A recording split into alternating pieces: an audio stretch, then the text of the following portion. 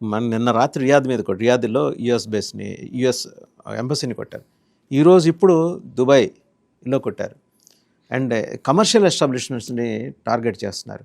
మీరు ఇందాక అంటున్నారు ఈ వాటర్ ప్లాంట్స్ని కూడా టార్గెట్ చేస్తున్నారు. ఇంకా 4 వారాలు వస్తాయి ఆ నీళ్ళు అక్కడ తాగటానికి. కెపాసిటీ వీళ్ళ దగ్గర అంతే ఉంది. బికాజ్ వీళ్ళందరూ డిపెండ్ అయ్యేది గ్రౌండ్ వాటర్ కాదు. మోస్ట్ 60% సౌదీ అరేబియా డిపెండ్ అవుతుంది డీసాలినేషన్ ప్లాంట్స్ మీద. అది కోస్ట్ దగ్గర ఉంటుంది. పెద్ద పెద్ద డీసాలినేషన్ ప్లాంట్స్ ఉంటాయి. అంటే సీ వాటర్ తీసుకొని దాన్ని ప్యూరిఫై చేసి డ్రింకింగ్ వాటర్గా తయారు చేసి పైప్ లైన్స్తో వాళ్ళ సిటీస్కి పంపిస్తారు. ఇరాన్ ఇప్పుడు దాని మీద దాడి చేస్తున్నారు. దాని మీద దాడి చేస్తున్నప్పుడు ఏమవుతుంది, ఆ దాడి చేసిన దాంతో డీసాలినేషన్ ప్లాంట్ ఆగిపోతుంది. దానికి పవర్ సప్లై చేస్తున్న యూనిట్ ఉంది, దాన్ని కొడుతున్నారు. పవర్ సప్లై ఉండదు దీనికి. ఒకవేళ ఇది ఫంక్షన్ చేసినా అది ఉండాలిగా పవర్ సప్లై. సో ఒక 3-4 వారాల తర్వాత నీళ్ళు ఉంటుందో లేదో, తాగటానికి నీళ్ళు ఉండవు. అండ్ రెగ్యులర్ అవసరాల కోసం, నిత్యావసరాల కోసం ఎనర్జీ ఇన్ఫ్రాస్ట్రక్చర్ని కొడుతున్నారు వీళ్ళు అన్నమాట. ఈ పరిస్థితుల్లో వాజన్ గారు ఇప్పుడున్న దాంట్లో మన అంచనా ప్రకారం, నా అంచనా ప్రకారం కూడా ఇరాన్ ఒక 2 వారాల దాకా వీళ్ళ మీద ఇంకా దాడి చేయొచ్చు. ఓకే, ఆ టైంలోనే వీళ్ళు ఏం చేశారంటే హూతీలు, హెజ్బుల్లా అండ్ హమాస్ని కూడా యాక్టివేట్ చేశారు మళ్ళీ. ఎందుకంటే నేను చెప్పాను చూడండి, అప్పుడు హెజ్బుల్లా ఎందుకు దిగారు, హెజ్బుల్లా దగ్గర ఇంకా 60,000 మిసైల్స్ ఉన్నాయి వాళ్ళ దగ్గర. షార్ట్ రేంజ్ మిసైల్స్, హైపర్సోనిక్ కాదు, షార్ట్ రేంజ్. ఎందుకంటే వాళ్ళ దగ్గరే కదా, 65,000 అంతే.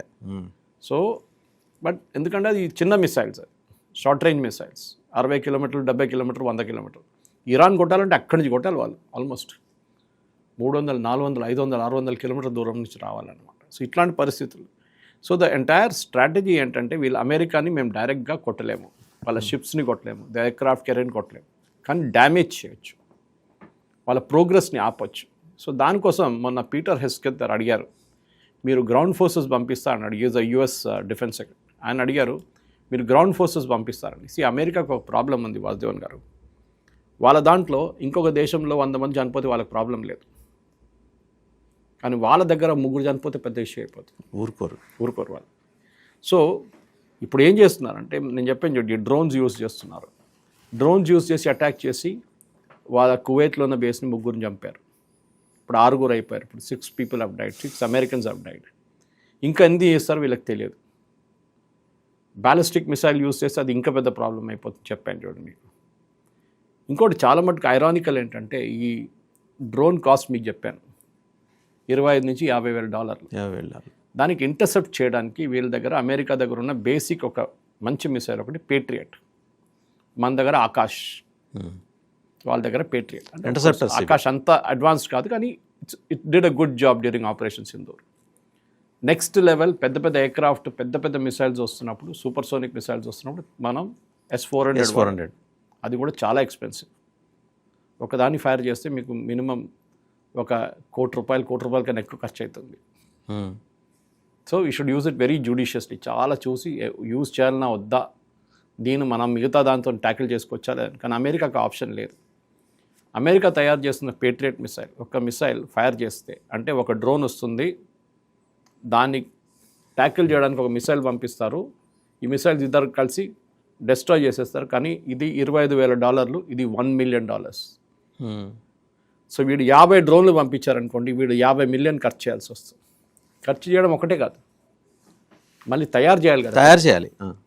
అమెరికాకి ఇప్పుడు పెద్ద ప్రాబ్లం, ఇప్పుడు ఉన్న గల్ఫ్లో ఇవాళ పొద్దున్న నుంచి అదే ఉంది. డిఫెన్స్ ఎక్స్పర్ట్స్ అందరూ మాట్లాడుతున్నారు, American retired senior army officers, commanders మాట్లాడుతున్నారు ఏంటంటే, ఎన్ని రోజులు ఇది నడుస్తుంది, ఏదో ఒక రోజు ఇది ఆగిపోతుంది. ఎవరు ఫస్ట్ ఆగుతారు అది క్వశ్చన్. ఎవరి దగ్గర ఆయుధాలు అయిపోతాయి జల్లి. ఇరాన్ వీళ్ళకి తెలుసు యుద్ధం వస్తుందని చాలా క్లియర్గా తెలిసిపోయింది వాళ్ళు. సో వాళ్ళు చాలా thousands తయారు చేసి పెట్టుకున్నారు డ్రోన్స్. కొన్ని డ్రోన్స్ అయితే వాళ్ళు యుక్రెయిన్ కూడా అమ్మారు, కొన్ని రష్యా కూడా అమ్మారు. వాళ్ళు పనిచేస్తుంది అది చూడడానికి, పనిచేస్తుంది బాగా అక్కడ.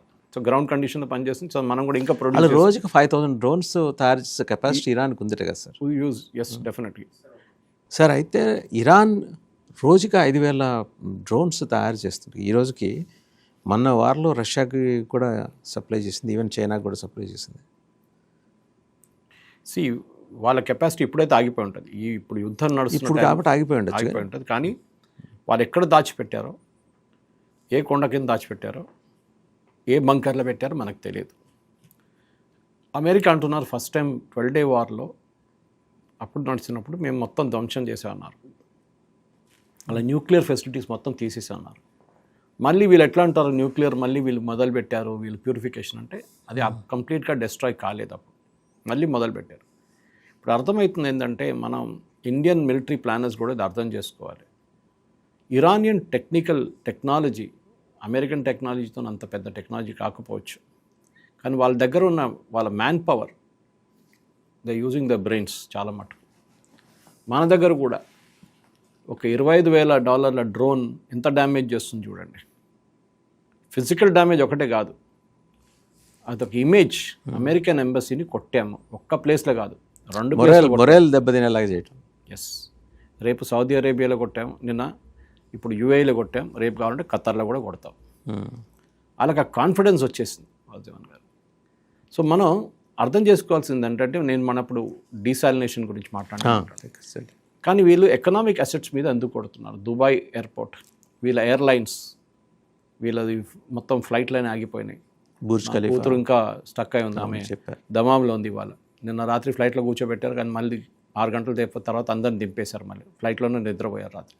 ఆ పరిస్థితికి ఎందుకు వచ్చిందంటే, ఇప్పుడు కంప్లీట్ ఎకనామిక్ డిస్టర్బెన్స్ వచ్చేసింది యూఏఈ లాంటి ప్లేస్లో. అండ్ సౌదీ అరేబియా కూడా, వాళ్ళ ఆయిల్ ఆగిపోయింది, ఖతార్ గ్యాస్ ప్రొడక్షన్ ఆగిపోయింది. వాళ్ళు ప్రతి దాంట్లో కమర్షియల్ మీద కొడుతున్నారు ఇరాన్. దానికి అర్థం చేసుకోవాలి, దానికి కారణాలు చాలా ఉన్నాయి. ఇప్పుడు దుబాయ్ లాంటి ప్లేస్లో నిన్న వాళ్ళ క్రౌన్ ప్రిన్స్, వాళ్ళు మొత్తం రాయల్ ఫ్యామిలీ దుబాయ్ షాపింగ్ మాల్కి వెళ్ళారు. చాలా పెద్ద మాల్ అది. అక్కడికి వెళ్ళి తిరిగి అందరితో మాట్లాడి, వీళ్ళు ఎప్పుడు బయటికి రారు, వీళ్ళు ప్రజలతో కలిసి మాట్లాడి, షేక్ హ్యాండ్ చేసి, టూరిస్టులతో షేక్ హ్యాండ్ చేసి మాట్లాడి, కెమెరా క్రూలు అందరిని తీసుకెళ్ళి అక్కడ లంచ్ చేసి వాళ్ళతోని కొన్ని రెస్టారెంట్స్కి వెళ్ళారు. ఎందుకంటే మీ టూరిస్ట్గా ఇది సేఫ్ ప్లేస్, మీరు దుబాయ్కి రావచ్చు. వాళ్ళలో కాన్ఫిడెన్స్ ఇంబైబ్ చేయడం కోసం. రాకపోతే దుబాయ్ ఎకానమీ కొలాప్స్ అవుతుంది. వాళ్ళ దగ్గర ఆయిల్ లేదు, ఉన్నది టూరిజం. అని ఒకసారి పోయిందనుకోండి కాన్ఫిడెన్స్, తిరిగి రావడం చాలా కష్టం. థాయిలాండ్లో అదే జరిగింది. థాయిలాండ్ వీళ్ళ కంబోడియా యుద్ధంలో చాలా మటుకు ఆ యుద్ధం న్యూస్ రాగానే ఆగిపోయింది ట్రాఫిక్ అంతా. సో అట్లాంటి ఇప్పుడు రాకూడదు ఆ పరిస్థితి. సో దానికనమాట. దాని తర్వాత వీళ్ళు ఏం చేశారు, సౌదీ మీద కొట్టారు, వాళ్ళ ఆయిల్ స్ట్రైట్ ఆఫ్ హార్మోజ్ బంద్ చేసేసారు. ఇటువైపు ఖతార్ మీద కొట్టారు, ఖతార్ గ్యాస్ ఆపేశారు. అమెరికాలో పెట్టుబడి పెట్టేది వీళ్ళే. సౌదీస్, ఖతార్, యూఏఈ ఇట్లాంటి దేశాలు అమెరికన్ స్టాక్ మార్కెట్లో, అమెరికన్ ఏఐ కంపెనీస్లో చాలా పెద్ద పెట్టుబడి పెట్టేది వీళ్ళు. ఇప్పుడు ఇరాన్ గేమ్ చూడండి, అమెరికాలో ఇప్పుడు పెట్టుబడి పెట్టరు వీళ్ళు. నెక్స్ట్ 1 సంవత్సరం 2 సంవత్సరాల దాకా వీళ్ళు అక్కడ ఆ పక్కనకి వెళ్ళరు. కాబట్టి ఉన్న పెట్టుబడి గుంజుకుంటారు రిటర్న్, ఎందుకంటే వాళ్ళకు డబ్బులు లేవు ఇప్పుడు సడన్గా. ఇది ఇరాన్ స్ట్రాటజీ అన్నమాట. సో స్ట్రైట్ ఆఫ్ హార్మోజ్ బంద్ చేయడం ఒకటే కాదు, దాంట్లో చాలా రీజన్స్ ఉన్నాయి. మేము షిప్పులు కొడతాం, ట్రంప్ ఇమ్మన్నాం, అట్లాంటి మేము కూడా నేవీని పెడతాం అదన్నారు. That is not a point. Point ఏంటంటే అమెరికాలో పెట్టుబడి పెట్టే ఈ ఆర్గనైజేషన్స్, అబుదాబి ఇన్వెస్ట్మెంట్ ట్రస్ట్ ఉండొచ్చు, సౌదీ రాయల్ ఫ్యామిలీ వాళ్ళ ట్రస్ట్, చాలా కంపెనీలు అక్కడ పెట్టుబడి పెడతారు. అదన్నీ ఇప్పుడు ఒక స్టాప్కి వచ్చేస్తుంది, ఫుల్ స్టాప్కి వచ్చేస్తుంది అన్నమాట. సో ఇప్పుడు మనం మాట్లాడుతున్నప్పుడు చాలా మటుకు నీళ్ళు, ఎకానమీ, వాళ్ళ టూరిజం, సెక్యూరిటీ వైజ్ కూడా వీళ్ళది ఇప్పుడు వీళ్ళకి డౌట్ వస్తుంది. అమెరికా మన సహాయం చేస్తా అన్నారు, అమెరికా మమ్మల్ని పక్కన ఎడిసేసి వాళ్ళు పని చూసుకుంటున్నారని చెప్పి ఒక ఆరోపణ వచ్చింది మొన్న. ఈ జీసీసీ కంట్రీస్ వాళ్ళు ఓపెన్గా చెప్పట్లేదు, కానీ వాళ్ళ దగ్గర ఉన్న జూనియర్స్ పొలిటికల్ లెవెల్ ఉంటారు చూడండి, వాళ్ళు మాట్లాడుతున్నారు. ఇట్లాంటి పరిస్థితుల్లో వాసుదేవన్ గారు ఏం చేయబోతున్నారు వీళ్ళు? ఎందుకంటే వీళ్ళ కాన్ఫిడెన్స్ పోయింది అరబ్ నేషన్స్లో. ఈవెన్ పాకిస్తాన్ పెద్ద స్టేట్మెంట్ ఒకటి ఇచ్చారు, మీకు గుర్తుంటుంది, నిన్న మేము ఇరాన్లో జరిగిన దాన్ని ఖండిస్తున్నాం, కానీ మేము సౌదీ అరేబియాతో ఉన్నాము. ఎందుకంటే వీళ్ళు ఒక ఒప్పందం చేశారు, మీకు గుర్తుంటుంది, మన దగ్గర పెద్ద డిబేట్లు జరిగినాయి. సౌదీ అరేబియా, పాకిస్తాన్ ఒప్పందం చేశారు, ఒక్కరి మీద ఆక్రమణ చేస్తే వాళ్ళ మీద ఇంకోరి మీద చేసేటట్టు ఉంటుంది. ఏమైంది? పాకిస్తాన్ ఏమైనా చేశారా? సౌదీ అరేబియా మీద దాడి జరిగింది కదా, ఒకటగా 2-3 సార్లు జరిగింది దాడి. ఇప్పుడు ఏం చేశారు పాకిస్తాన్? ఏం చేయలేరు. Pakistan is a nobody in this. So మనం మర్చిపోకూడదు. అసలు పాకిస్తాన్ని ఇస్లామిక్ నేషన్స్ ఒక ఇస్లామిక్ నేషన్గా కన్సిడర్ చేస్తున్నాయా? అది కూడా లేదు మనకు తెలిసింది అది కూడా లేదు తెలిసింది మనకు అదంతా ఇప్పుడు ఎవరి ఇంట్రెస్ట్ లేదు. అదే వాదేవన్ గారు పాకిస్తాన్ టెక్నాలజీ కూడా సప్లై చేయలేరు. భారతదేశం అన్నారు మోదీ గారు వెళ్ళి పీస్ టాక్స్ నడిపేయాలి. ఎందుకండి ఎవడో ఇద్దరు కొట్టుకుంటున్నారు అక్కడ, మనకు ఏం పోయింది, మనకు ఒకటే చూసుకోవాల్సింది, మనకు ఆయిల్ కావాలి. సో నిన్న ఒక కమిటీ ఆఫ్ సెక్రటరీస్ కూర్చున్నారు, మోదీ గారు దగ్గర చెప్పారు మేము రష్యా దగ్గర నుంచి ఆయిల్ కొంటాం. రష్యా ఇమీడియట్గా రియాక్ట్ అయ్యి ఎస్ చెప్పండి ఆయిల్ ఇచ్చేస్తాం మీకు. అటువైపు యూరోప్ గ్యాస్ ఆగిపోయింది ఖతార్ నుంచి, సౌదీ నుంచి. వాళ్ళు ఏం చేస్తున్నారు ఇప్పుడు యుక్రెయిన్ దగ్గర చెప్పారు మీరు ఆపెట్టిన పైప్ లైన్ ఉంది చూడండి అది ఆన్ చేయండి, నాకు గ్యాస్ కావాలి. ఉక్రెయిన్ నోరు మూసుకొని చేయాలి అది. ట్రంప్ ఏం చెప్తారు ఇప్పుడు, నేను చెప్పాను చూడండి మొన్న అదే కామెడీలాగా ఉండే కానీ ఇప్పుడు అది సీరియస్ అయిపోయింది. ఏంటంటే ఇప్పుడు మీ ఇండియా కొనకపోతే మీ మీద 20% టారిఫ్ పెడతామేమంటారు, రష్యన్ ఆయిల్ కొనాల్సిందే మీరు అంటారు ఇప్పుడు ప్రైసెస్ తగ్గించడానికి. ఇప్పుడు జరిగిన, ఎందుకంటే మీకు ఎగ్జాంపుల్ ఇచ్చాను నేను మిసైల్స్ గురించి కూడా, ఇంటర్సెప్టర్స్ అంత చీప్ కాదు, చాలా ఎక్స్పెన్సివ్. మోస్ట్ ఎక్స్పెన్సివ్ వార్ ఇది. ఇంకొక అబ్జర్వేషన్ సార్, అంటే ఇది ఎంతవరకు నిజమో తెలియదు కానీ ఇంటర్నేషనల్ మీడియాలో ఖుర్రామ్ షహర్ 4 అనే ఒక మిసైల్ని దింపింది, ఖైబర్ అనే మిసైల్, ఖుర్రామ్ షహర్ అది. ఇది 4th generation ballistic missile Iran దగ్గర చాలా మటుకు ఉన్నాయి మిసైల్స్ వాళ్ళ దగ్గర. ఫర్ ఎగ్జాంపుల్ ఇది it's as dangerous as BrahMos cruise missile. Cruise missiles are different, ballistic missiles different. Ballistic లో హైపర్సోనిక్, సూపర్సోనిక్. ఈ 4th జనరేషన్ అంటున్నాడు సార్, ఇదేమై ఉండొచ్చు 4th జనరేషన్? 4th జనరేషన్ వాడొచ్చు మీరు, వాడడానికి ప్రాబ్లం లేదు. మీ దగ్గర ప్రొడక్షన్ ఎంత ఉంది అంటే ఇరాన్ దగ్గర ఎంత ఉంది అని. మనం ఒక ప్యాక్ ఆడుతున్నప్పుడు ఆట ఆడుతున్నప్పుడు ట్రంప్ ఎందుకు పెట్టుకుంటాం, మన దగ్గర ఒక ట్రంప్ కార్డ్ ఎందుకు పెట్టుకుంటాం అంటే మనకు కావాల్సినప్పుడు యూజ్ చేయడానికి. అది మీరు ఎప్పుడు రెగ్యులర్గా యూజ్ చేస్తే మీ దగ్గర ఉండదు ఆ కార్డ్, అయిపోతుంది. So you to use it judiciously అనమాట.